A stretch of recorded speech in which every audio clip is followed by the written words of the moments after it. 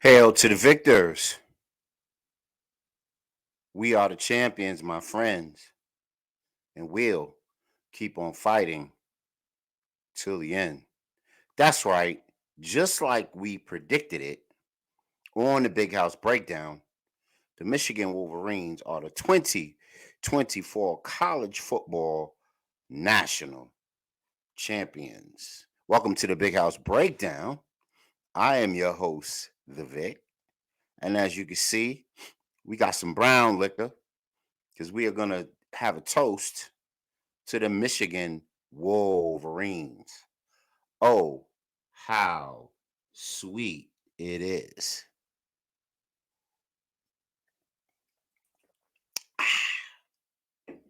Yeah, man, we appreciate everybody jumping on.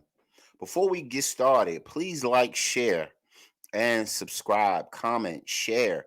Turn on your notifications so that when you see the Big House Breakdown come to you through your purview on whatever social media platform you prefer, you can tune in, join in to win, get to it, to do it like we always should.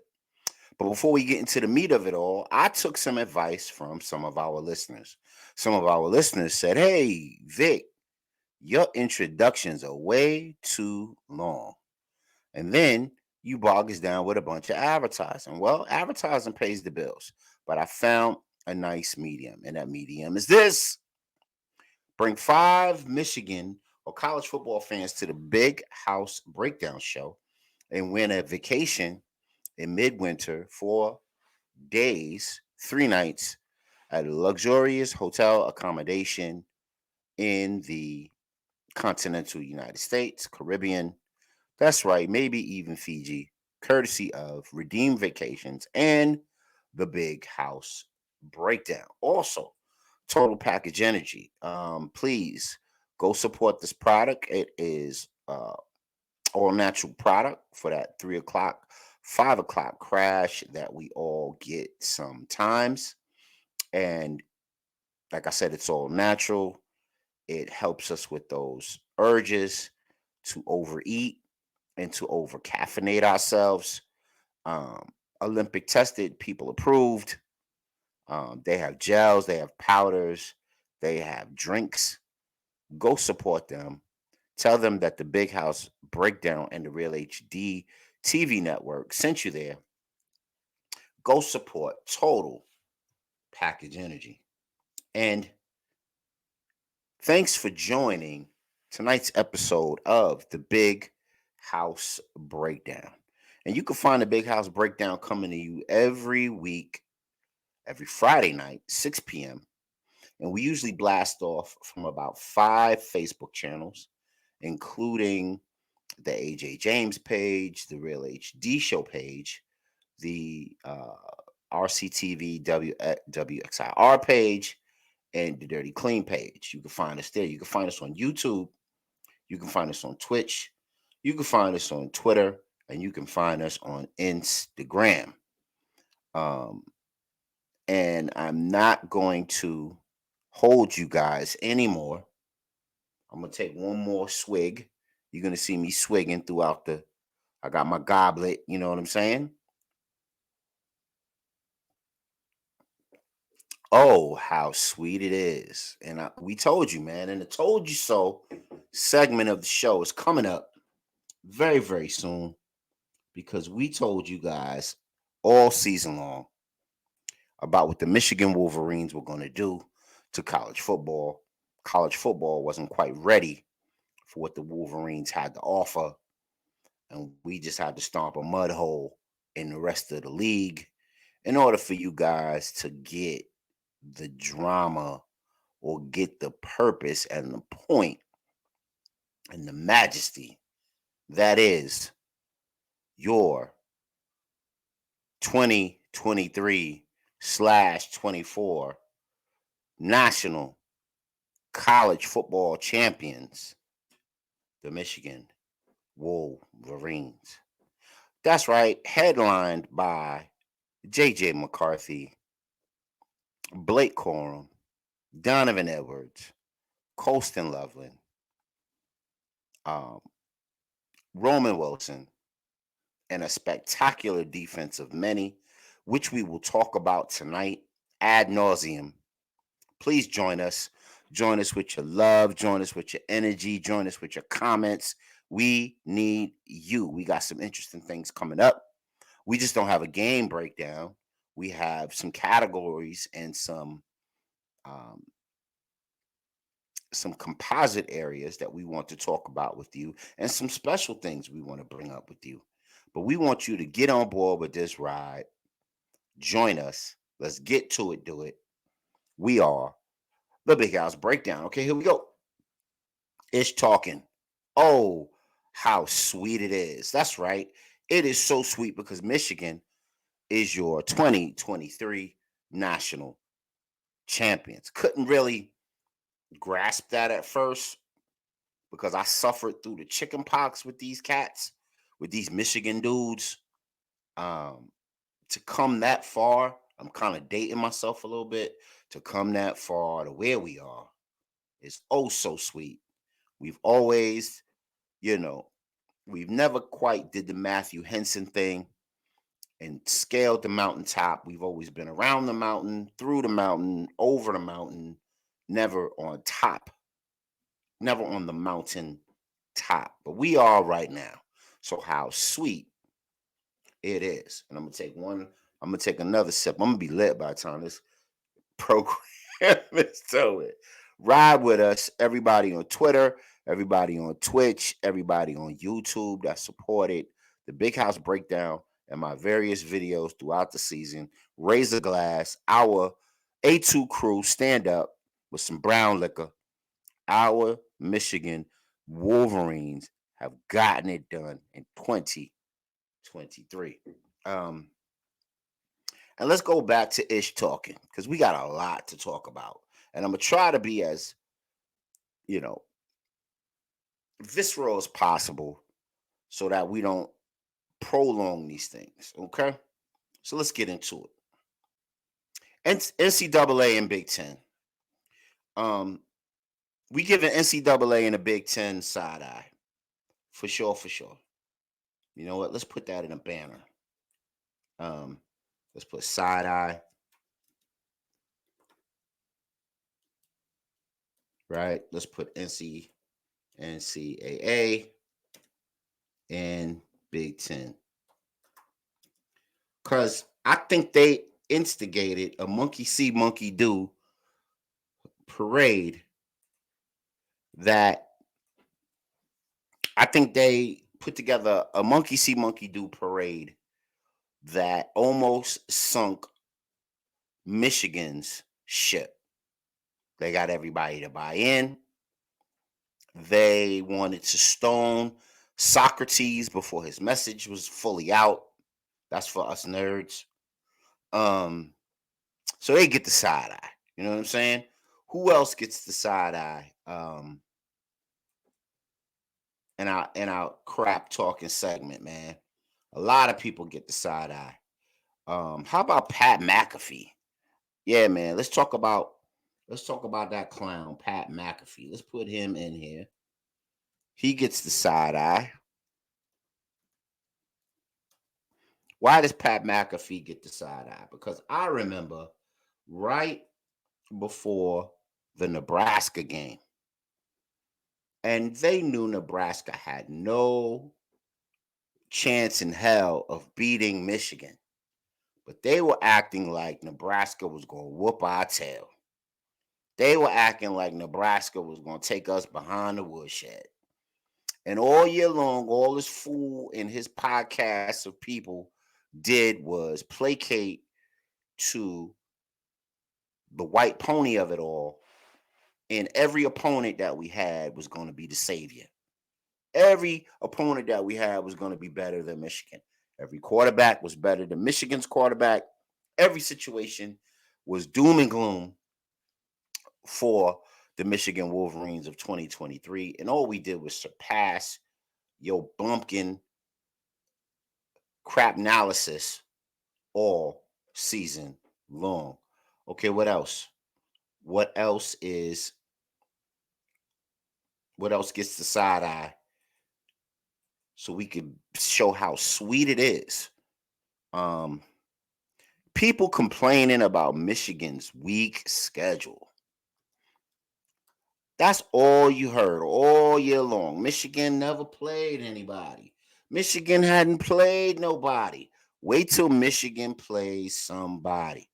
Wait till Michigan plays the heavy hitters. They haven't played anybody with a winning schedule. They haven't played anybody with a winning quarterback. They haven't played anybody with a ba ba ba da da da. All we did was come through the gauntlet smelling like roses. So everyone that was crying about Michigan's weak schedule can tickle these nuts. Um, who else? What else was going on? The cheating scandal, Cheatergate and Burgergate, right? All concocted stories.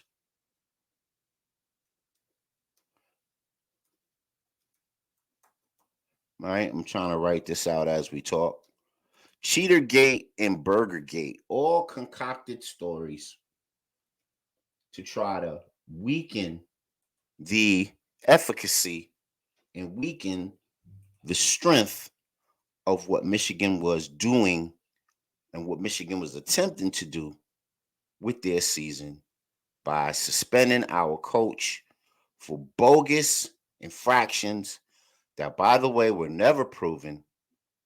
But because of the politics of it all, Michigan decided not to hurt the players, but to bend the knee to the NCAA and the Big Ten.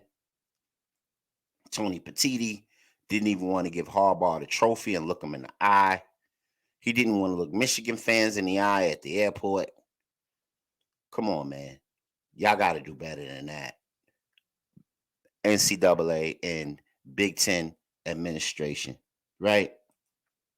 And then, of course, you heard what just came out a little earlier today, or maybe even yesterday, the statement by the NCAA officers and board about Michigan is basically exonerated of their wrongdoings or supposed wrongdoings, alleged wrongdoings. Isn't that interesting how we were all of a sudden exonerated once we won? But you're gonna put every booby trap. It's almost like going into the, mystery pyramid, and every step you go and every level high or low you go, there's another booby trap waiting for you. Ain't that something? Ain't that somehow all the booby traps stopped happening once Michigan won the national championship?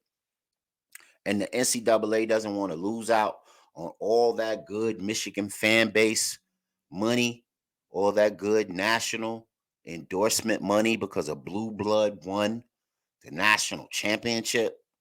Isn't that oh so interesting? What else are we talking about while we're ish talking? Zero State and their private eyes, right?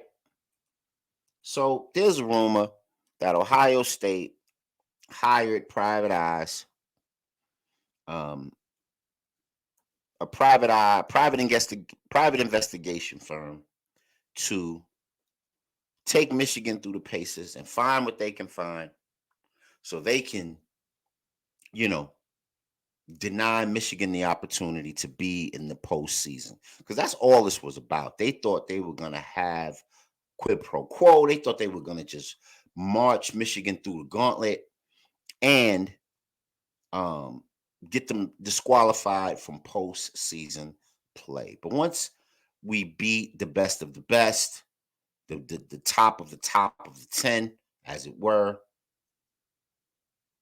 Zero State can also tickle these nuts. All right. What else do we got as far as ish talking is concerned? And put it in the chat, man. If you got something you want to ish talk about in terms of what happened to Michigan this season, let us know. Oh, how about how underrated everybody thinks JJ McCarthy is? That's another ish talking comment that needs to die with the elimination of Cheatergate and Burgergate. That notion needs to die off too.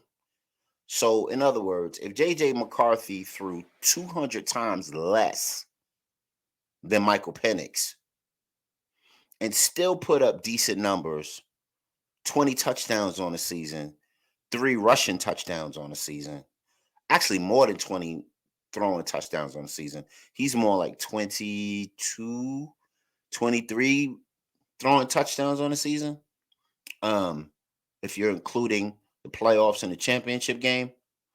So we need to put that to bed. And I hope JJ McCarthy comes back one more year so he could flamethrow on y'all and show y'all that that cannon is on fire. Okay? So we in our ish talking segment. How about the Harbaugh suspension for 6 games? Wouldn't it cute that the first 3 games were self-imposed during our cupcake schedule, right? The first three games we had of the year. And then it was the toughest 3 games of our season.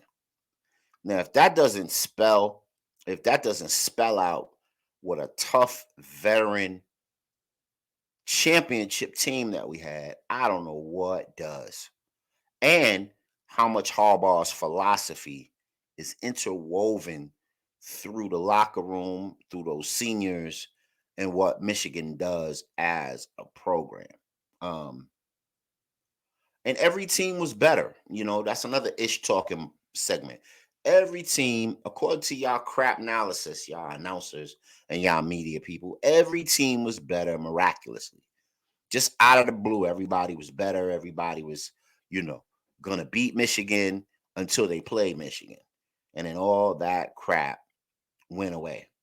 So we giving a side eye to a bunch of things that took place in the 2023 season to divert Michigan from their ultimate goal of winning a natty, right?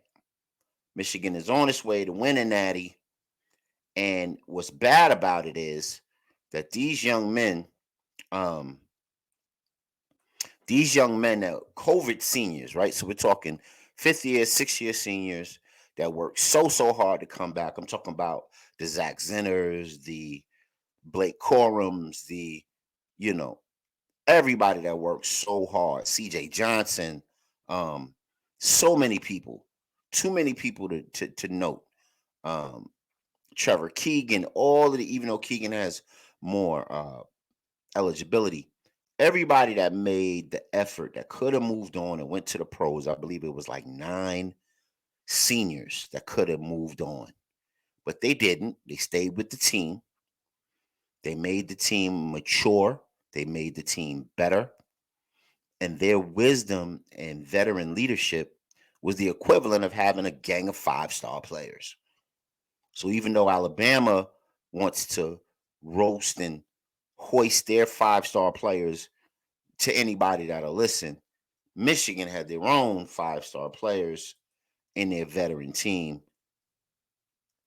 Mike Sanderstill and company were there to get it done.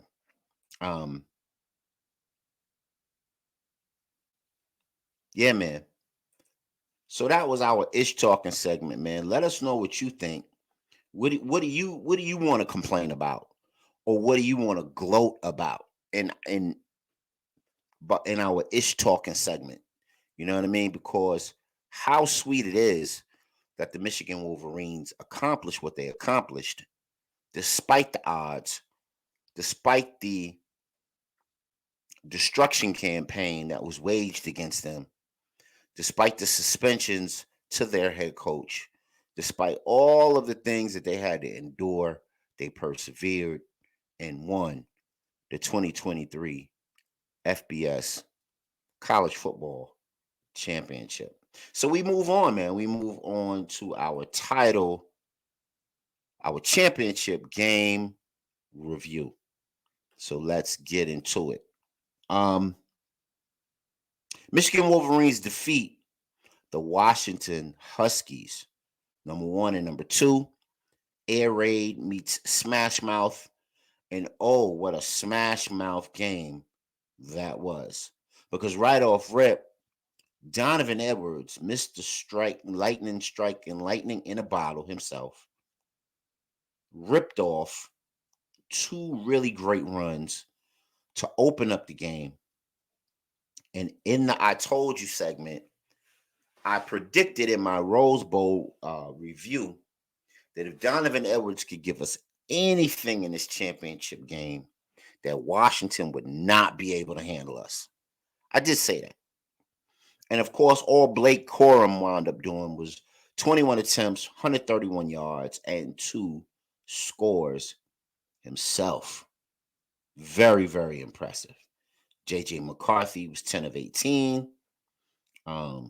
He had 31 rushing yards himself, including a big scamper in the fourth quarter to kind of bring Michigan to a scoring drive that ended the game. Khalil Mullings and Alex Orji got in the game, dragging Washington defenders all over the field, and we kind of hit them with a rushing attack that was almost like a spread receiving attack because we spread the ball around to so many people. 5 different backs, including JJ McCarthy, touched the ball in the winning rushing effort for Michigan. Washington's best running back only had 33 yards.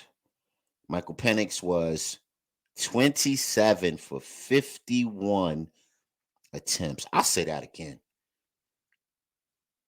27 for 51. If an NFL quarterback did that, you guys will be ready to get rid of him.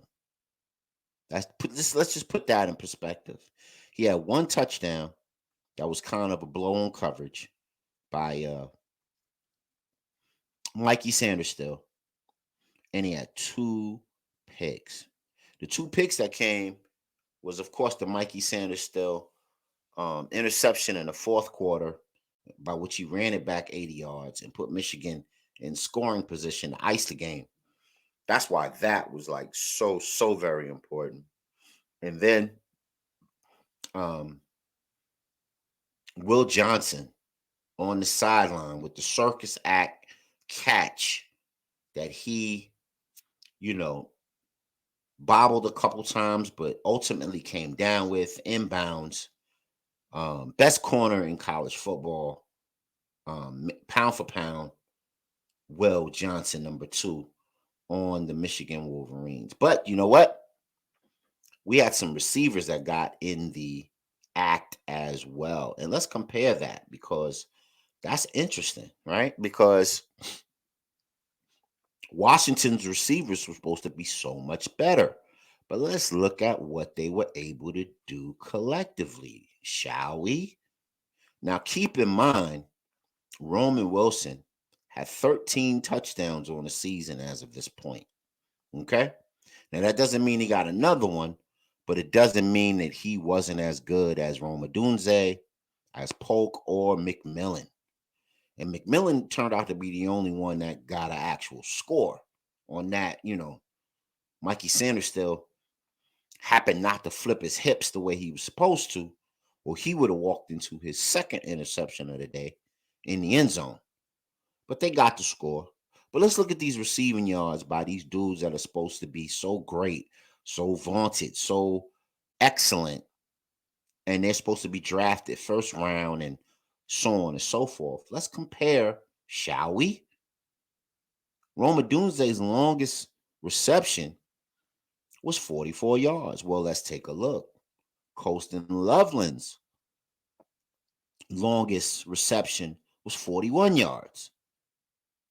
I thought Rome Odunze was supposed to be this like super duper wide receiver.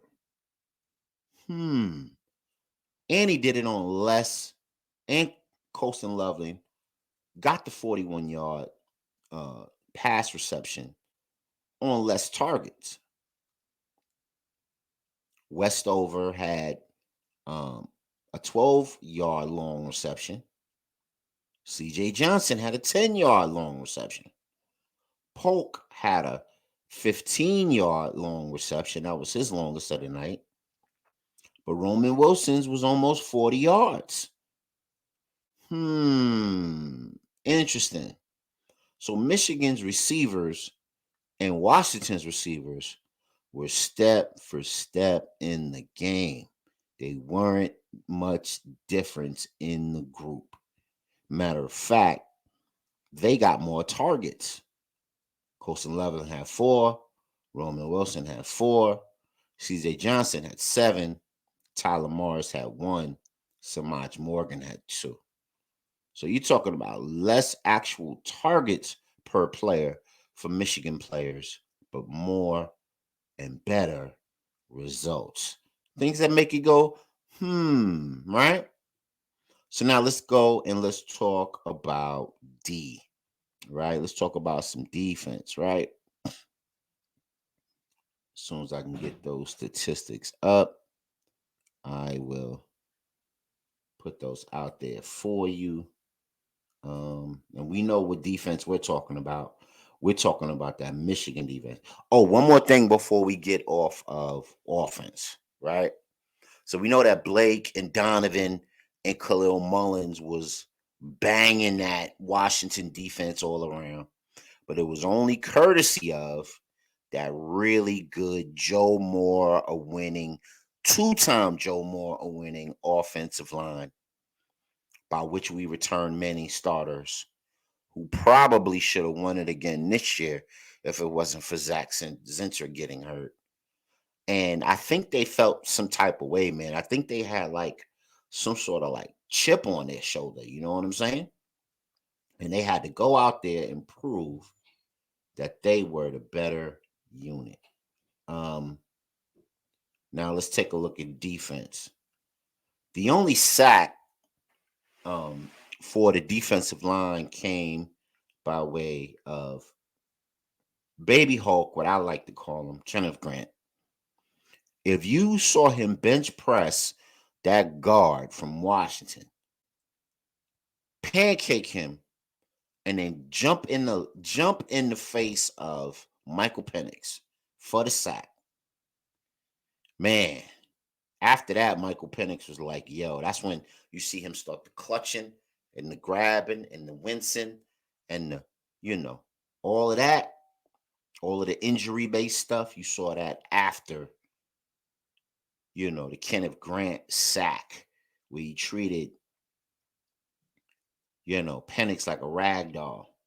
Um, Mikey Sanders still, who should have been the MVP, had 6 tackles. Josiah Stewart had 4. Um, Junior Colson had 4. Michael Barrett had 4. Wallace, Grant, Page, Johnson, Moore, and Graham all got in um, with excellent, defensive symmetry, defensive energy, and defensive cohesion that led to that victory. Um, the one thing that stood out more than anything in that game is that our offensive line was like 8 times better. Our offensive and defensive line was head and shoulders better than um, Washington's. And I said that to you guys in my preview of the game because I said if Michigan can get their duo, their split zone duo going like they did, like almost like how Texas had Washington blocked, but refused to continue to run the ball, Michigan would run all over Washington. And they did, to the tune of 300 plus rushing yards. Um, and all JJ did was make the throws that needed to be made. Was he a game manager? Absolutely not, because he had that long 30-yard run in the middle of the field, in the middle of the fourth quarter, that that iced the game.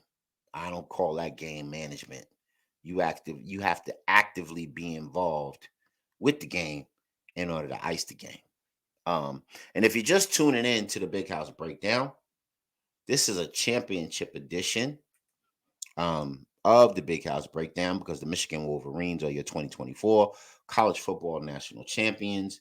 And we are in the middle of the championship game review. So we said Michael Penix was 27 for 51. So we had 51 attempts, did little less than half, um, did a little more than half, but you could tell he was just off. Swing passes weren't on target, timing routes weren't on target, fade routes weren't on target, and that was all due to the get after your ass nature of the Michigan defensive line. I'm talking about Mason Graham, Kenneth Grant, Chris Jenkins, Josiah Stewart, Derek Moore, McGregor, Jalen Harrell. They got after Michael Penix to the point where in the fourth quarter, he is holding himself, tapping his pads.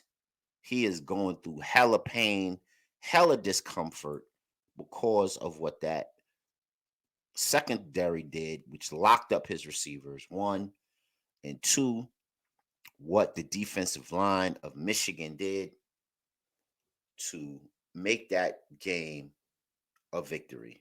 Oh, how sweet it is. Cheers, celebrate with me, won't you? Let's get back to it. So, we're going to enter our Told You So segment on the Big House Breakdown. So if you went back and you watched most of my videos, you can go on the Real HD Show page on YouTube and go to my lives. If you can't find it on the actual channel head, because sometimes they don't put the lives directly on there unless you upload them. But you can catch all my episodes where I did all my pregame analysis, not crap analysis like you see at the bottom, but all my great pregame analysis. I told you weak links on every one of these teams. I told you the weak link on Washington was their center and their right tackle. But our defensive line was so ferocious. I remember Kenneth Grant basically bench pressing that guard from Washington, throwing him to the ground and sacking Michael Penix. So the Joe Morrow winning deep offensive line never faced our defensive line. And even though none of our receivers got in the end zone, they had some pretty big gains. And they got some of those gains on number 25, Elijah Jackson, just like I mentioned it. Even we got some on Muhammad, and I remember Muhammad getting hurt during the game and having to go out. But he came back in, but he got hurt. And that's football is a war of attrition, a war of loss, a war of, people getting hurt and enduring during the season. So I think that some of those injuries are a result of a very, very, very long season culminating last Monday night. And I also scouted in my pregame and said that if Michigan could run their split zone duos, we would be successful in this game because Texas gave you the blueprint. Not only Texas gave you the blueprint, but Utah gave you the blueprint. Not only did Utah give you the blueprint, Arizona gave you the blueprint about how to beat Washington, or at least have them close. Oregon as well. Bama, if you remember the Bama game, I told you that Jalen Key, the transfer, who was number 6, the safety, was sus. I told you that they'd have their way with Malachi Moore. And Roman Wilson winds up scoring. I told you that Roman Wilson would also have a bigger impact on that game than all of the crap analysis that you're hearing from the talking media bobbleheads. And he wound up having a bigger game than everybody prognosticated. What's up with your crap analysis now? Now, I know that the Bama game probably seemed like um, the championship game because it went to overtime and it was so much emotion and pride and passion that went into that game, especially the way that Michigan drove down the field and iced it. Um, but I told you about Bama's weak links. I also told you about Bama's youth and how Bama's youth would entice them into mistakes. It would romance them into mistakes. I'm a 5 star.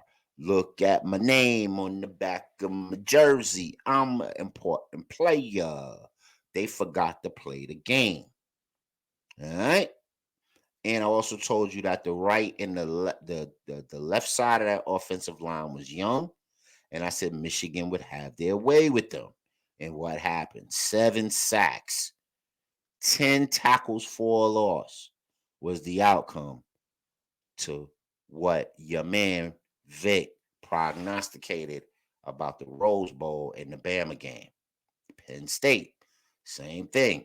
I said they had some issues on their offensive line. And I also scouted that all that crap that they did in the backfield, where they got like 4 and 5 players in the backfield and they're going east to west instead of north to south. I said that's going to get them killed. And what happened? Michigan had hella tackles for a loss versus Penn State, or I should say Rape State, right? Then, of course, you had the McAfees of the world. You had the Feinbaums of the world. I forgot Feinbaum in our Ish Talking segment. Feinbaum could get these nuts too, because he was another Michigan hater. Stephen A. Smith, Shannon Sharp, all y'all Michigan haters can get the nuts. Anyway, nobody predicted that we would shut out Iowa. Shut them out. I know their offense was terrible, but that's what happens to terrible offenses. You get nothing. Like my man Johnny Olsen said, you get nothing. You get shut out. Best halftime adjustment coaching group around. And then, of course, zero state game. We iced it versus them. All I can remember is Mason Graham doing a spin move on one of those weak linemen that I told you were a problem for zero state. And he was within a step of sacking Kyle McCord, but rocked that clock. Put McCord down. And I think that hit, which was somewhere mid second quarter, mid third quarter, Kyle McCord didn't want no more part of the physicality of what the game offered. He was done after that. That 300-pounder coming at you, putting you flat on your back was I told you so. I said Michigan would have their way with stunts and movement on our defensive line. There were clear weak links on Ohio State's offensive line, and Michigan would take advantage of those things.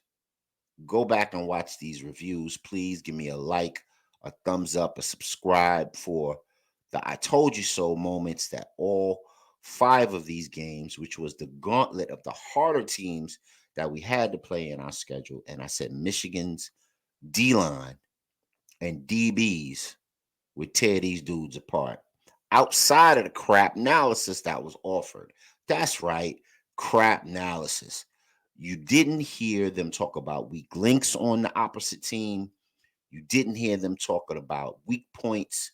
You didn't hear them talk about strategy. All they talked about was making these teams larger than life in the case that they could beat our good Michigan Wolverines.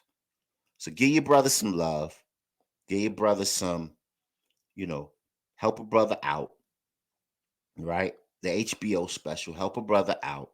Like, share, and subscribe what you're listening to because I told you guys what was going to happen from a straight coaching, scouting, analysis standpoint. I saw the weak points in these teams. Um, And I said Michigan would attack these things. I said Jesse Minter, who's an NFL guy. NFL is much more about matchups than it is, the collective aggregate teams. And I said Michigan's defense would get after these teams. And I think all of these teams averaged about 2 turnovers apiece. Some of them translated into points, some of them did not. The long and the short of it is, I was right on many, many things. Go check out the replay on these shows and get your fill, be fulfilled, and leave the crap analysis behind. You know the crap analysis, the Stephen A. Smith, the Paul Feinbaum, the Joel Klatt, the Josh Pate, the R.J. Young. Leave the crap analysis behind. You don't need it. Just listen to the Big House Breakdown. You'll get everything you need, all things Michigan football. And we're not just homers here. We are, but we're not just, right? We're going to give you a balanced and a thorough analysis of everybody that we play so that you guys know what they have going on and what we have going on, what we can look forward to as far as another team's strengths and weaknesses, what our strengths and weaknesses are. And unfortunately, there weren't much for us, but plenty for other teams. That's why we beat that ass. All right. So we're going to get into a section called Crown 'em Kings. Now, why am I doing this section? Because the Michigan Wolverines are your 2024, 2023 national FBS champions. And it happens to be the last time before they go to the playoff, 12-team playoff format. And what's so special about this group is they flew under the radar. So I think in terms of what they were, they didn't get much fanfare except for all of the scandals. The scandals kind of robbed this unit of its greatness and its accolades throughout the course of the year. You heard about J.J. McCarthy. You heard about Blake Corum. Those are our outstanding talents on offense. And then you heard about how good our defense is. Kind of no name, right? No star, but collectively, one bright ass star, right? But we want to give some awards and we want to give some love to those who, you know, weren't so celebrated by the national media, who are near and dear to Michigan Wolverine fans.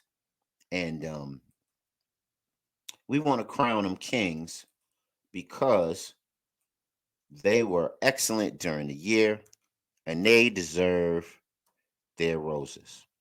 Um, so we're gonna put them up here as we talk about them, and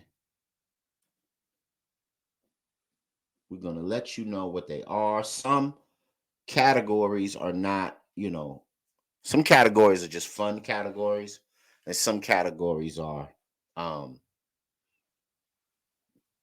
just ways to prop our players up and give them love when no one else will.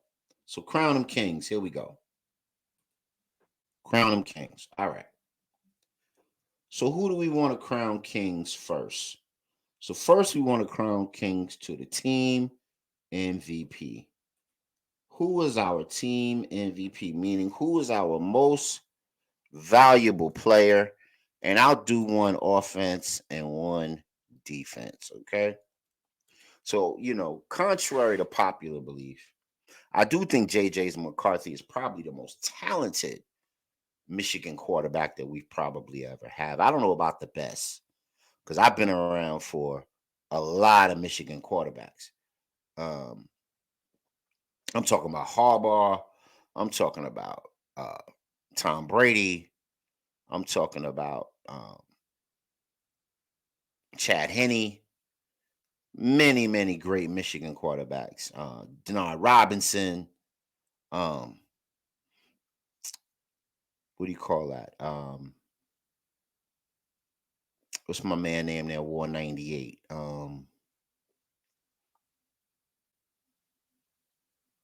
Devin Gardner. So many Wilton Spate, so many good, great Michigan quarterbacks. So to say he's the greatest Michigan quarterback, I don't know about that. Maybe talented. I'll go with talented because he can kill you. You know, it's death by 1,000 cuts with JJ. JJ could do a little bit of all of it. He'll even truck you if you're not paying attention. So I'll go with a team MVP is Blake Corum. Blake the Rock Corum. That's what we're gonna call him. And the reason why he's the Rock, right? The reason why I consider him a rock, right, is the fact that Blake would um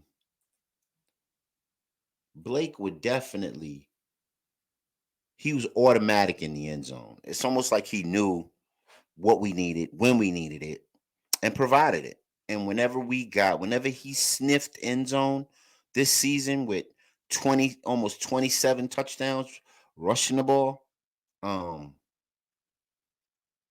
or collectively throughout all his accomplishments throughout the season, you see that Blake Corum was as solid as they come. Ferocious even. You know, you get him in pass pro and he is rocking any inline blitzer. He's going out and catching passes, which was a really unique game side of his game that we kind of featured. Um, so our team offensive MVP was Blake Corum. Um, Now defensive MVP, I'm gonna give that to Mike Sanders though. Now that this was a hard pick because there was so many good people, so many dope like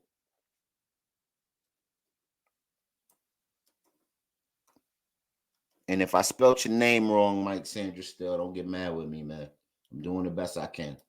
Um so offensively it was Blake. Defensively, I'm gonna say Mike.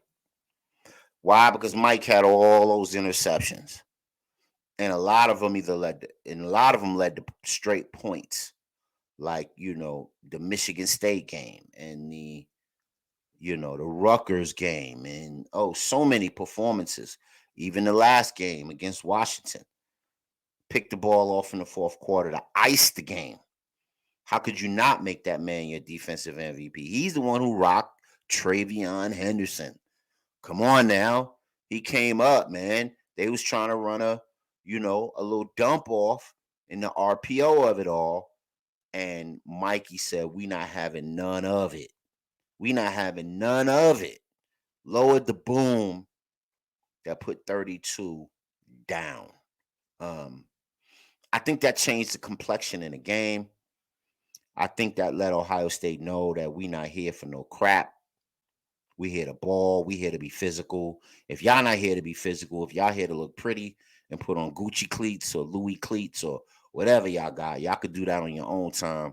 We here to win games. You know what I'm saying? We here to be physical. We here to wear that maize and blue, right? Y'all on our field. We gonna bring that boom boom, right?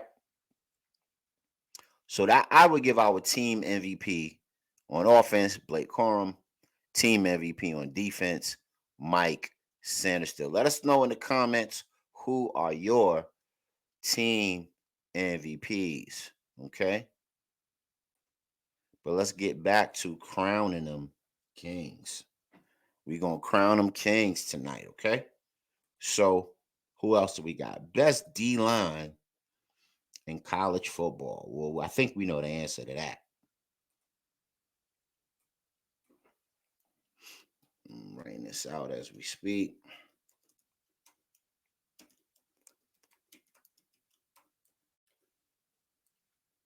Best D line in FBS college football is the Michigan Wolverine defensive line, led by the anchor himself, Mason Graham.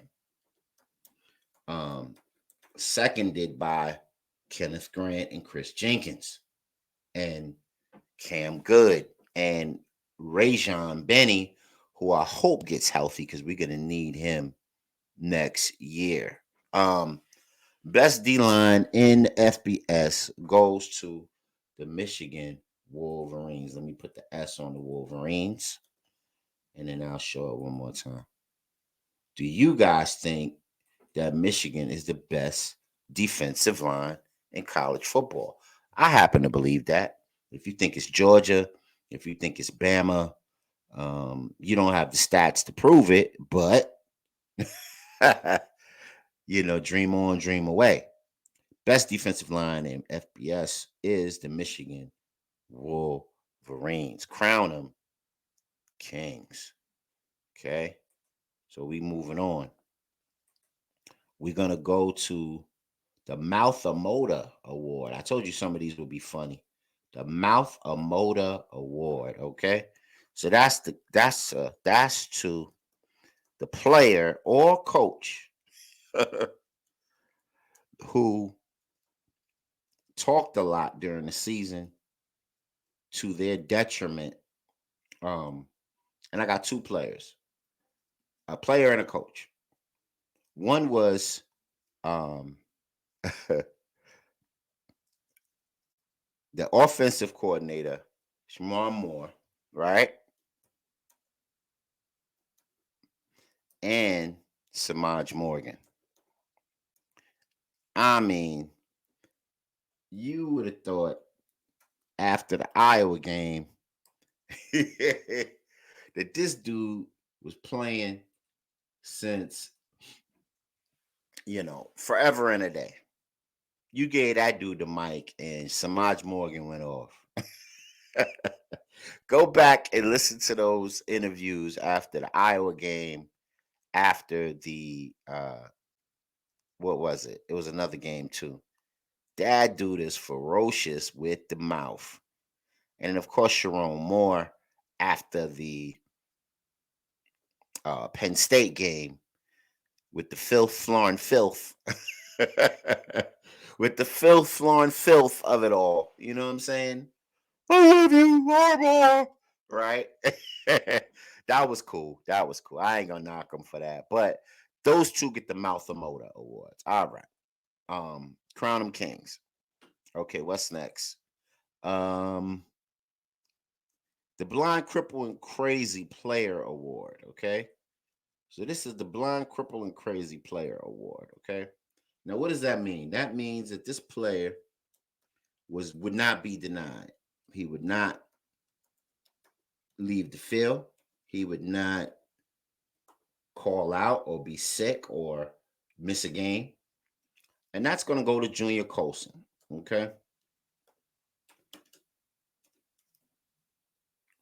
Now, why do you say that? Because your boy had two broke hands and still managed to play. Still managed to play. Um, Honorable mention to the Blind, Cripple, and Crazy Award goes to Mason Graham because he was Thanos for most of the year with the one hand. But Junior Colson had both of his hands broken, and still led the team in tackles, which was absolutely out of control. Um, so big up to them. Crown him king. Crown him king. Crown him king. Okay, here we go. Champions, right? So we got the most underrated FBS quarterback award, and we know that goes to JJ McCarthy. And the reason I say that is because of the crap analysis that we experienced throughout the entire season, whereas I don't know what they were looking at, because JJ was he was flame throwing all season long and needs to be acknowledged for it. Now, just because he didn't put up Michael Penix numbers doesn't mean that he didn't do his damn thing out there. So the underrated QB award goes to J.J. McCarthy. And you might be asking, well, why aren't we seeing any pictures or any videos of these players? Why? Because it was all about the team, the team, the team. And we don't want to, have their shine be so exalted that we lose point in the fact that the Michigan Wolverines, as a team, as the best team in college football, won the national championship. So we're in the middle of a Crown Them Kings moment, right? And we're giving out these awards. So we have most underrated quarterback, JJ McCarthy. Here we go. The Better Late Than Never Award. And I think y'all got a hint at who I'm going to give this one to. The Better Late Than Never Award.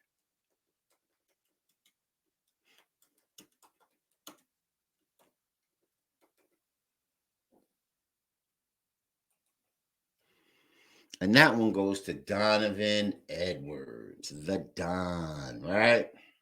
Finally showing up, had a lot of turmoil this season, was pressing a lot this season, didn't see it. Um, was mad that he didn't see it, was mad that he wasn't getting his name and his number called as much as it was the season before. Um, so the Better Late Than Never award goes to Donovan Edwards. Why? Because he showed up and gave us such an edge in the national championship. So the Better Late Than Never award goes to Donovan Edwards. Absolutely. Let us know if you got a Better Late Than Never admission for the Crown and King segment. Who was better late than never? I have another Better Late Than Never um, admission to this lineup, or at least he was nominated for the award from the Big House Breakdown production crew. Um, Trente Jones. We had a lot of problems with pass protection, and we had a lot of problems with speedy edge rushers on the right side of our offensive line, sacking JJ McCarthy. And a lot of that stuff is, symmetry. It's you block, you drop back. It's all a rhythmic experience and an on time, efficient experience on how you get the offense moving. And Trente Jones, when Zinter went down, Trente Jones, Barnhart kicked in the guard. Trente Jones went out to right tackle.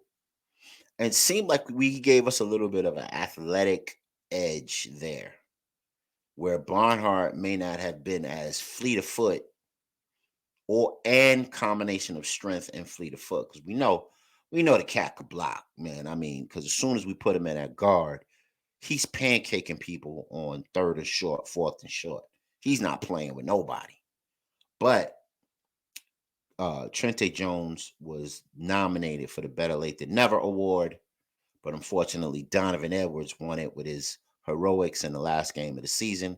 When we needed him the most, he showed up like lightning in a bottle and scored 2 runaway touchdowns on split zone duos, and it was magnificent, glorious, as the coach likes to say. So that would be that award. We're gonna do another award called the um, Pancake Award, and the Pancake Award goes to Drake Nugent. Now, why do I say that? Michigan has been in a lot of fourth and shorts, third and shorts, um, and he wasn't the center that we had from a year ago, but who was the Outland winner. But boy, can that dude run block. Um, and he was a transfer that came in. Transfers usually struggle. And I seen him go down in the Iowa game with a leg injury or ankle injury, got back in the game, was very, very stout, was brolic, in fact. So the Pancake Award goes to Drake Nugent. Why? Because I always see him. And if you watch the replay of the Washington game, you'll see him driving people 3 and 4 and 5 yards down the field. Um, Absolutely, just crazy with it. Um, and then let me jet right into the next award because it's the bench press award. Now I have two candidates for the bench press award. Actually three, and they're all on the D line of Michigan. One bench press award goes to Josiah Stewart. Um, in the Alabama game, on the last play of the game, Josiah Stewart bench presses the lineman or the blocker from Bama, um, while setting the edge and contributing to making that last tackle on Jalen Milrow. And I mean, you could see it. You could see his hand fully extended. You could see him holding the edge, bench pressing this dude, and keeping him away from protecting Milrow. So Josiah Stewart gets the bench press award. Also, um, Jalen Harrell gets the bench press award. I hope I'm spelling his name right.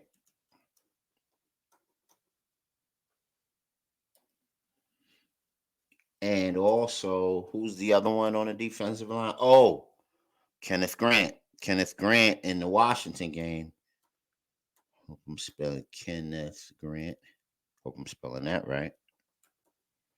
He bench pressed that guard to get into the you know, the midline of the, basically push the pocket and get in the quarterback's face in a hurry.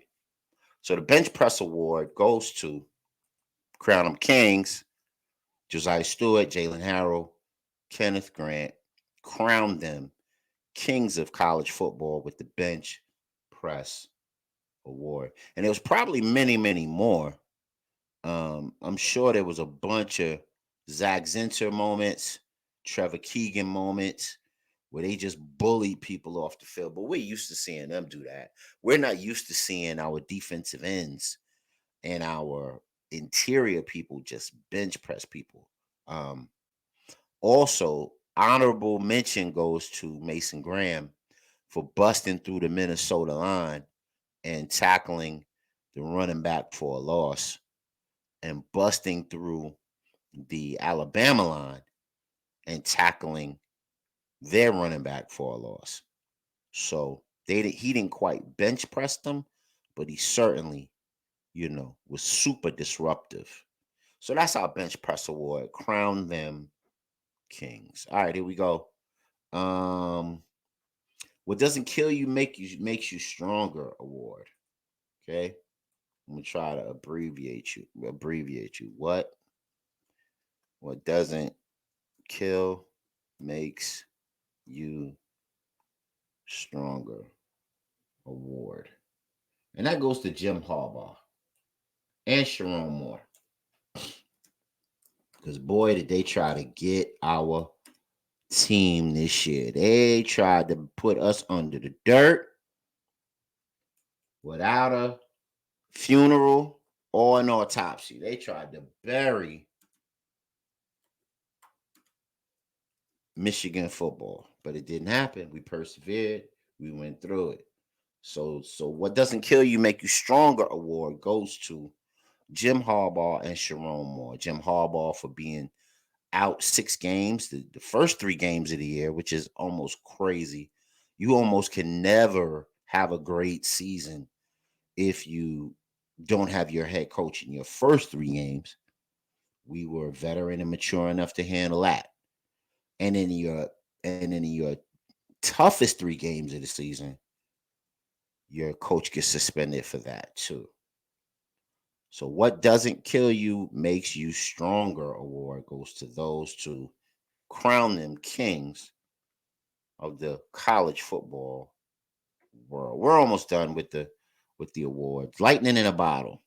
Um, you might think that would go to um Donovan Edwards, and rightly so. I mean, Penn State, um, what was it? Indiana, I believe it was, where he scored, and also the two times in the championship game. Um, but we're gonna give this to Samaj Morgan. Anybody forget that screen that he did where he ran over like three people and still made it in the end zone? And how about the back shoulder throw by J.J. McCarthy to Samaj Morgan? How about the punt return by Samaj Morgan? How about the um, end around or speed option play to Samaj Morgan? Lightning in a Bottle award goes to Samaj Morgan for his quick twitch, quick witted plays that really made a difference and was kind of unscripted, but really aided the team at a time when we needed something. Because usually the lightning in a bottle is Donovan Edwards, and he wasn't as consistent as he normally is. And then Samaj came through with the counter, unscripted performances that the other team just didn't scout for. You couldn't have scouted for Samaj Morgan impact, both as a receiver and as a runner, a kick returner. He did so much, and of course, you know, he had his problems in the Rose Bowl. He's a young dude. That's gonna happen. But for the most part of the year, your man was ice cold. So the lightning in the bottle award goes to Samaj Morgan.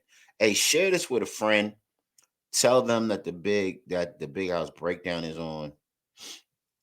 And last but not least, the never ever ever ever ever do that again award goes to Thaw, our kick returner. And not that I'm hating on the young man, but sometimes, and he apologized on Twitter and he apologized in the national media. Um, but he was in a moment, and he made up for it in the moment. But of course, that sort of a, you know, error cannot be understated or overstated. So the Don't You Ever award goes to Thor, our kick returner. Now I think he'll be fine over time. He just needs to kind of settle down, remember his keys as a kick returner. He really should have moved out of the way and let that ball bounce into the end zone. Um, just subtleties like that over time, practiced over time. The problem was that our Jay Harbaugh, the problem was we never settled on a punt returner all season long. We were auditioning all season. And that's bad because then you can't get one person back there used to what they're doing, used to contributing, used to doing things in a cohesive way. They understand the blocking, they understand the culture of the position, and they make the right call in the right game situation. So don't you ever award. Don't you ever, like Chris Tucker. Don't you ever goes to Thor. Now I don't want him to transfer. I said that at one point. I don't want him to transfer. Um, I do want because I'm a coach. I'm not about crucifying young people who make mistakes. Just on that sort of stage, ye gosh, that was crazy. Let us know what you think. Let us know. Do you have any creative awards that you could crown our team kings with? Now let's jump into unsung heroes. Now I'm gonna do this pretty fast. Um, Only because we were a deep team this year. Um, so deep, in fact, that our quarterback, I guess 5 to 6 games of this year, didn't even play in the fourth quarter. That's how deep we were. and we were beating the brakes off of every team we played, so much to the fact that our quarterback, um, he could have been like the Bo Nix and the Michael Penix and the Jaden Daniels of the world with, 4,000 yards and 30 touchdowns and all of the cutesy stuff. But he wanted to win a national title. He didn't want to win a Heisman. He said, I could care less about that. You know, he had his mantra, that letter he wrote to Michigan people, to the A2 crew when he came here. He's like, take 3 deep breaths and realize that everybody here, including the fans, are doing everything possible to win at Michigan football. So let's talk about some depth and some unsung heroes. First unsung hero comes to mind is Zach Zinter. Um, he got hurt, of course. The leg was ruptured, and it galvanized the team so much in a game that could have swung. The momentum was could have swung in that instance, but it galvanized the team. It put a battery in our backs, and we went out there and we did our thing. So Zach Zinter is one of our unsung heroes because, of course, he didn't get to play in the Rose Bowl or the uh, championship game. Rajon Benny, that's another one that got hurt and didn't get to play. But who will forget during the Penn State game when Rajon Benny comes running full speed and puts his helmet right on Drew Aller, and Drew Aller coughed that ball up. I mean, that was a thing of beauty. And it was right on time. It was so fine. It was so sublime and so right on time that Michigan took advantage of it and helped us ice the game with another interception. I believe we had 2 turnovers in that game. And it gave us the ball back. It gave a running offense the ball back to milk the clock more, which was awesome. That really helped flip the field. And Rajon Benny has been a quality depth piece for Michigan at that um, 3 tech, giving Chris Jenkins a blow all year long, keeping our people fresh, getting valuable experience on his own. Big up to Rajon Benny, one of the unsung national champions. Another unsung national champion, um, Keon Sabb. Keon Sabb had so many interceptions this year. I believe it was 3. I believe it was either 2 or 3. And he, of course, was an unsung hero. Why? Because he's not a starter. And for a little ways into the tougher games of the season, you really didn't see him as much. You started seeing McBurrows. You started seeing a little bit more of Josh Wallace. You didn't really get to see Keon Sabb as much. You saw a lot of Quentin Johnson, who's another unsung hero. So let's put Keon Sabb and Quentin Johnson in the same category. 2 DBs that could have been starters on any Big Ten team, but was valuable, super valuable depth pieces to the Michigan championship run. So we're gonna call them unsung heroes. And McBurrows, right? Sub corner. And who will forget what he did versus Ohio State when he shoved the receiver back into the backfield, which stopped the play that I believe Ohio State had a lot of momentum on. But he was just so damn physical, and it reminded me of that. You know how they push the weight sled, and they start their practices with that, or that's a pivotal part of a lot of their practices. It shows me that a DB in McBurrows probably gained a lot from that throughout the season, and it was a really great unsung hero for the team. Um, Cam Good. Cam Good was another um unsung hero for the team. Hey, how you doing?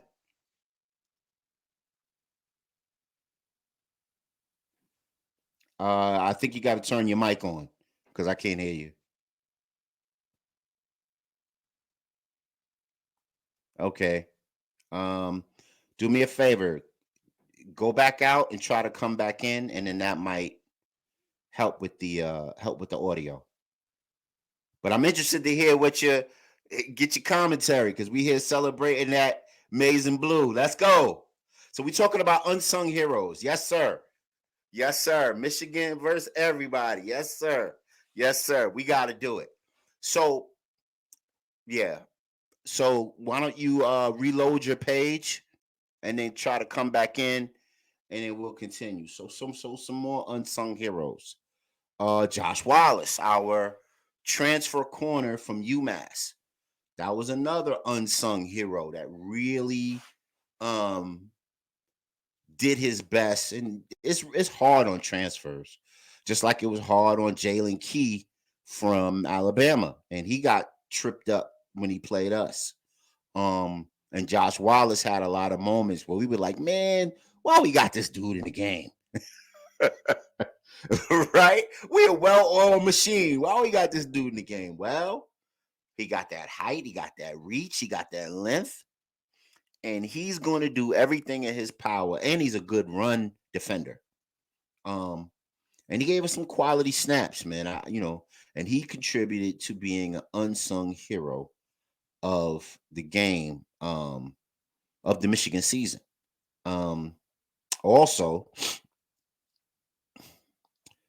hey, yeah, man, come on back in if you want. I'll let you back up, and then we can do our thing. You might want to just check some of your connections to make sure that your mic is on. Sometime it might be like your earpiece or something like that. So another unsung hero. All right, let's see if we can get him on. Think about Green Bay, young quarterback there. Yep.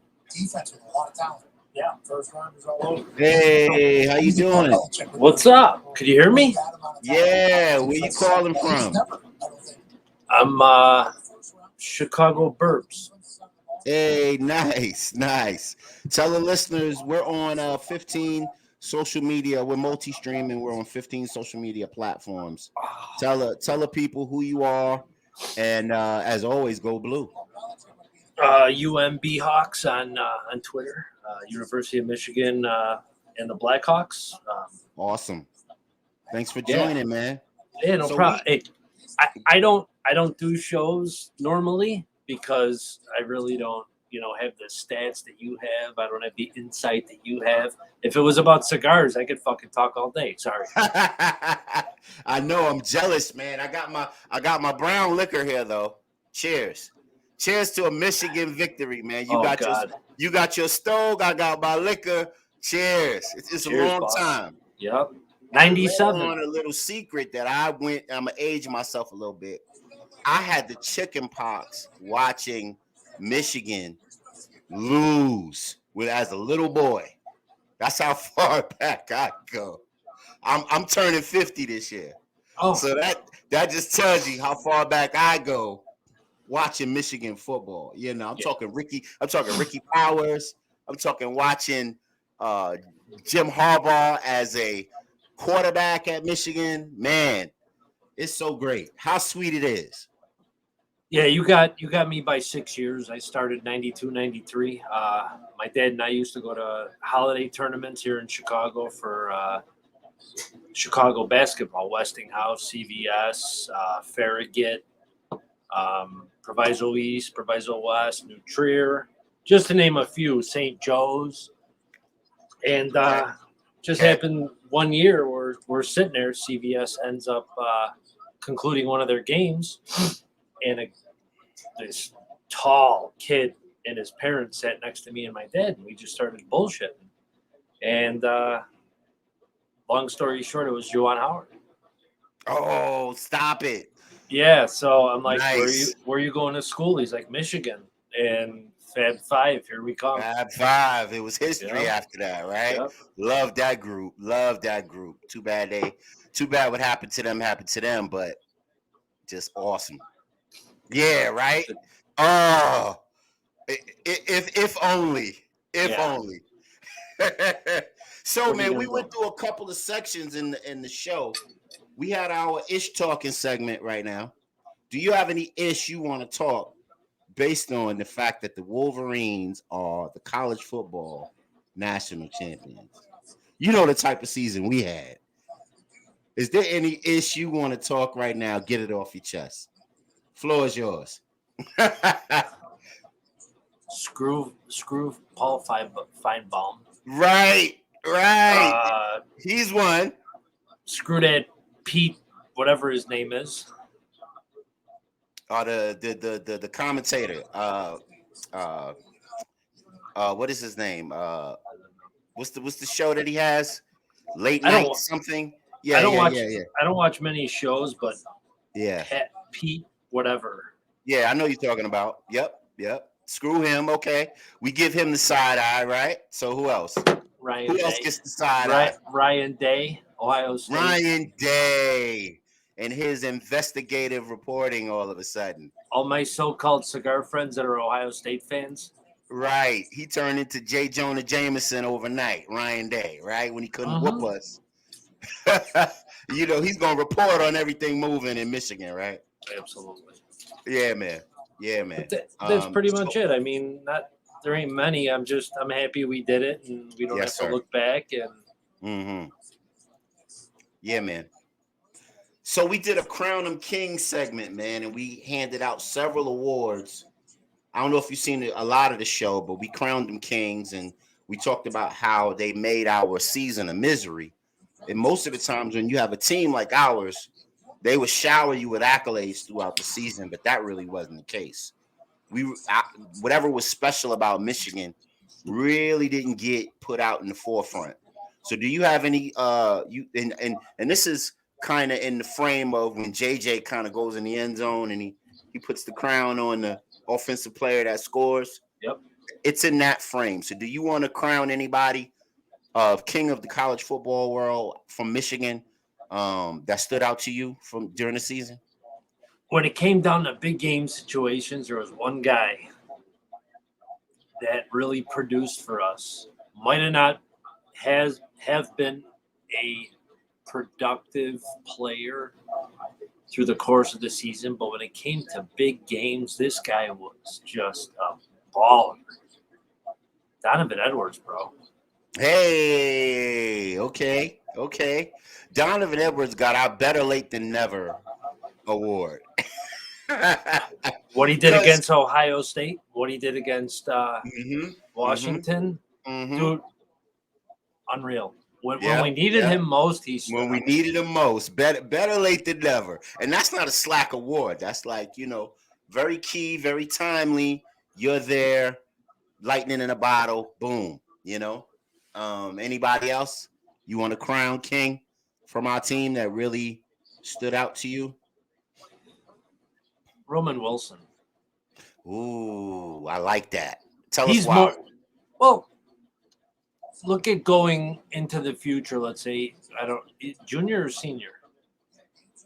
He has another year of eligibility, but I think Okay. he's coming out. You're looking at a Julian Edelman type slot receiver. Mm-hmm.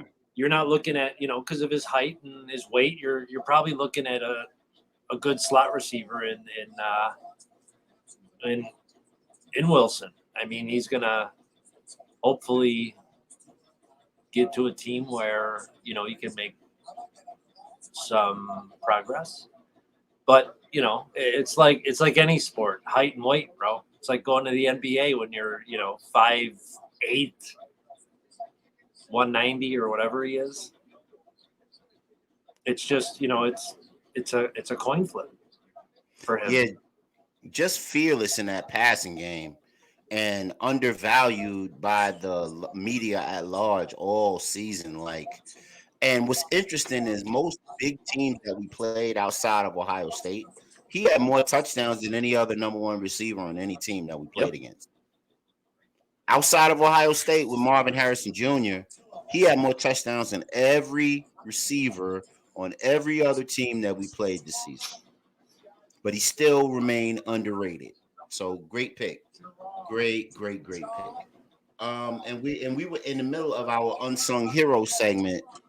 where we were congratulating some of our depth on the team because we had really great young men who came in and who got meaningful snaps, and it paid dividends for us because they could show us their ability to play, and it gave our starters a chance to rest and made our team super dynamic. So, do you have any of our depth pieces or our depth players that you want to salute as an unsung hero?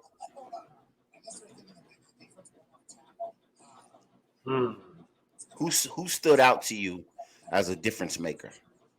Colston Loveland, especially on third down. Yeah, he was like our de facto third down receiver this year anyway, right? I'm trying to repost your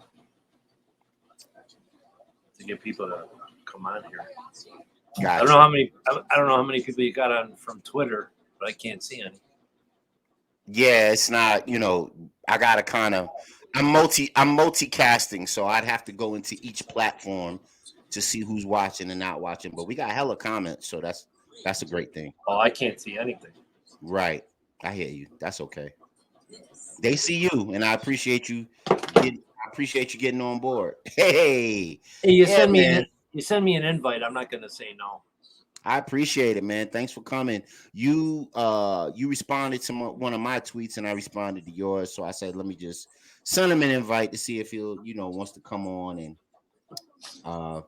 what about Quentin Johnson? What about that hit that he put on Emeka Ibuka in the Ohio State game?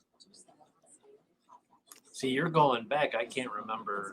I got CRS disease. Yeah, man. So just think about like maybe mid third quarter, and number 2 from Ohio State goes over the middle, and number 28 comes across and just rocks him. And I thought it was Mikey Sanders still at first, but then it was 2-8 that came up with that hit. You know who doesn't get much love that I like? Michael Barrett. Excellent. Cheers to that. Cheers to Mikey Barrett. No doubt. No doubt. Hey, did you hear he might get a 7th year of eligibility? Did you hear about that? Yeah, I heard about that. Ain't that crazy? How does that work? COVID year. Yep. Out of control. Johnson would be. Go ahead. 2-4 to the national champion. 2-4 in the COVID year, right? Uh-huh. Mm-hmm. All the way to here, right? What a ride. What a ride. I still can't believe it. I know. It hasn't, like sunk in totally. But we're here to celebrate it, man. We're here to do it, man. I'm gonna go Khalil Mullings for another one of our unsung heroes of the season. Did you see the run in the championship game? Khalil Mullings just dragging people. You're asking like me to know every single. You get me on your platform to talk, and I have no material. That's okay, man. We just need your enthusiasm, brother. That's all right. That's all we need. Yeah, man. That's all we need, man. We need that energy. We need that mission. We need that A2 energy in the building, and that's all right. So, where were you at when you were watching the game? Did you go to the game? Were you at home, or you were in your man cave? That's what's up. My little cigar lounge. Right. I went to the Big Ten championship game. Oh, did you? Yeah. How was that experience? Unbelievable. Wow. I had goosebumps. So I was talking about it for a good 2 weeks, and my wife, who just completed her master's degree at Purdue, congrats, is on all these sororities or honor societies, and she had discounted tickets. So I'm looking at tickets, and they're like $90, $100. I'm like, no. So we get to Saturday, and my buddy calls me, and he goes, hey, me and my wife are headed up to the game. They live in Ohio. And we've met before. I used to own a cigar company, and I sponsored a Ohio Cigar Mafia cigar club. with my business, and I drove the 4 hours to go meet these guys one day, and I met Rich, and his wife was there, and him and his wife were all dressed up in Michigan gear, and everybody else is like, "Oh, get the hell out of here!" You know, Michigan fans at an Ohio event, there were only like maybe 4 or 5 Michigan fans. So that morning, he calls me and he's like, "What are you doing?" I'm like, "Nothing." He's like, we're headed down to the game." I get off the phone. My wife goes, "Who was that?" And I go, "Rich." And she goes, "What did he want?" "Well, he's going to the national championship game in Indiana." She goes, "You know what? Christmas doesn't have to happen on December 25th. She goes, "Go get my prescription at Walgreens. Get the hell out of here." Hey, So I was like, "Damn, yeah." we love So that. We love that. You got a hall pass. I love yep, that. yep. That's what's So up. I went online, went to her discounted ticket site. Tickets were like $70. So I purchased a ticket. I got the same row as my buddy, but his seat was 17 and 18. My seat was 4, but we were, you know, within eyes reach of each other where, you know, every time they scored or during halftime, I went over there, spent some time with him. But, dude, the atmosphere was just unbelievable. It was like a sea of blue, a sea of amazing blue. It was crazy. I know. I heard it on the television telecast, and it sounded like it was only Michigan fans there. Yeah, it was probably about 85% Michigan fans. Oh, 5%? That's it? 85. Oh, 85. Okay. Yeah. Now that's more like it. That's what it sounded like. It was That's crazy. what it sounded like. That's what it sounded like. We were in, or I was in, like, I wouldn't say the upper deck, but there's a picture on my profile of where we were. But I had second row, and it was funny. Right in front of my buddy, there's a husband and wife, both all Ohio State gear, and I'm just thinking to myself, what are you doing here? What are you doing here? Right. And then I go over and I'm talking to my buddy Rich, and this guy comes by, and he's just standing over me as I'm sitting down by the steps in the aisle, and he looks at me, and I'm looking at him. He's like, "You're in my spot," and I go, "No, your spot's right here." And my buddy Rich is like 6'5", got to be like 280. He stands up. He goes, "Is there a problem?" The guy goes, "Nope." It goes right to his seat. I'm like, "That's right. Ain't nobody in this stadium. Ain't nobody in this stadium's got your back, bro." Nice. Well, you heard it here first. You heard it here first on the Big House Breakdown. Great stories by great Michigan fans in the action, in the moment. You know, it doesn't get any better than that. We're gonna jump right into the last segment. We're gonna make this quick because we're right on the end of the show. We're almost in overtime. Yep, 7:35. Give me 2 of your great memories of the season. I'll give you 2, and then we can get out of here. Beating Ohio State. Hey, that's always lovely. Love it. And of course, winning the Natty. Winning the Natty. Okay. How can I top that? Well, I gave you one. I gave you the Quentin Johnson hit of Emeka Egbuka. I'm a defensive guy. I played middle linebacker in college, so I'm all about the hits. How about the Mikey Sandersfield hit on Travion Henderson in the Ohio State game? Yeah. Ooh, doesn't get better than that. That dude is a Michigan legend. Whether that pick after the half was over by Will Johnson to stay inbounds and have possession, that because you tell me we're down or we're up 17-10, they get the ball, I'm panicking. They get the ball in the second half when JJ hasn't really done much. And, you know, okay, yeah, we got the 202, 203 yards the first quarter, right? Those were more yards in one quarter than Washington's given up to any running back core that whole year in a whole game. Right. That's crazy, bro. Yeah. It's bananas. Well, So if you with look that, at that if you look at that Washington team when they played Utah, Utah got after them with that duo concept too, and so did Texas. I mean, So I you're playing the 94th ranked defense in the country. right, You're gonna run the ball. right, right. I saw those teams got after Washington with that concept, and I said Michigan. That's what Michigan does. Is that split zone duo? I said we're gonna kill them. I Yeah, said we're gonna kill these people. I had Donovan Edwards winning the MVP. That was just Blake Corum, kudos, but what Edwards did, man, I don't know. Well, when you get Donovan in an open field, nobody's catching him. So No. it was a wrap. It was a Yeah. wrap. Loved the Colston Loveland play. I thought he was going to score, but that was awesome. That was an awesome play. So to cap it off, what are your thoughts? Does JJ come back for another year? What do you think? So being from Illinois and him living, or I don't know if he still lives there, but he's 20 minutes Right. south of me. That's why I asked you. Yeah. Yeah. There was something on Twitter that stated he was coming back. Lovely. I'll find that post and I'll repost it.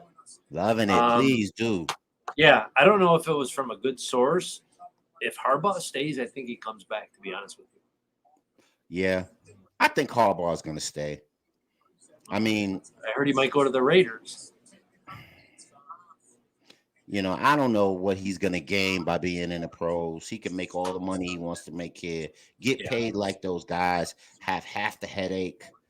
You know what I mean? Really like be endeared to the players that he's coaching instead of having to deal with the excesses of grown men with money problems and all of that. I think he may just wind up staying here. It just might be like he was looking for that big payday. What do you think? But if he does leave, I think that we don't have a problem with any of our guys leaving to the portal, because look at who we might get if he leaves. Who do you think? Who do you think? Sharon Moore, without question. Without question. And the players love him. Yeah, he's the heir apparent for sure. Yeah. For sure. So I think either way, we're set. We're in good shoes. Yep. I agree. But if Jimmy leaves, he's won the biggest trophy in college football. Yeah. He did something Bo didn't even do. But now he might want to go to the NFL and try it there. You can't blame him. He's got nothing else to prove here. Well, listen, I think he has the opportunity to create a dynasty, if you ask me. Because he's going to return. He's going to return a lot of people who understand his message and can execute what he wants to do and keep that clubhouse in good shape. You know what I mean? Yeah. And absolutely. and have that group rocking as a veteran group. So, and then of course we're going to get more and more talent coming in. I hope we get the wide receiver out of what is it? Idaho or Iowa or wherever it was. The speedy kid. You have more material than I have. Yeah, Gatlin Bear is his name, and he's like the fastest player in the country. He runs a sub 10 in the 100, and he is like deciding between Michigan and Oregon. So if we can get that kid, I mean, he could be the next Saban, I think. Yeah. If you ask me. And I think that's why everybody was pressing so hard to get rid of him, because they know he can do it. Well, now we don't have to worry about Washington in the Big Ten because their coach just went to Alabama. Right. Isn't that something? How round and round we go, where the wheel stops, nobody knows. Crazy, man. Crazy. I never thought he would take that job because he's king of the mountain. Yeah. Next plane to Alabama, please. Right. You want to hear something funny? I'm a Michigan fan, but my daughter goes to Alabama. She attends Alabama. Shout out to baby girl. Shout out to you. Shout out to you, Dave. All Love right. you. As long as she doesn't go to Ohio State, we're good. Right. How about that? That part. Okay. Hey, man, this has been a great episode of the Big House Breakdown, breaking down the national championship game and all things Michigan football. We want to thank B-Hawks. We want to thank everybody that was on all 15 platforms that we broadcast to. Please like, share, and subscribe and comment on this video. Put your comments, timestamp them, give us a like, follow us, whatever you do on your platform of your choice. We are the Big House Breakdown. I'm your man, Vic, and we will see you in another week when we go over our incoming freshmen and transfer portal players. I'll have material for that if you want me back. Yeah, come on back, man. I got Adam. So I have my buddy on Twitter. His name's Tab Bamford. He's a beat writer for the Blackhawks for Bleacher Nation. Nice. His grandfather went to Michigan. We actually watched the Rose Bowl game together at the Cigar Lounge. You want to talk about? He's a baseball historian. He's got stories that will blow your mind. Invite him on. Any Michigan men are welcome here. Let's go. And as always, thank you for tuning in. And as always, go blue. Hell. Yes, sir. Thank you. You guys love on each other, and we will see you next time on the Big House Breakdown. Thank you. Have a great weekend. Go blue.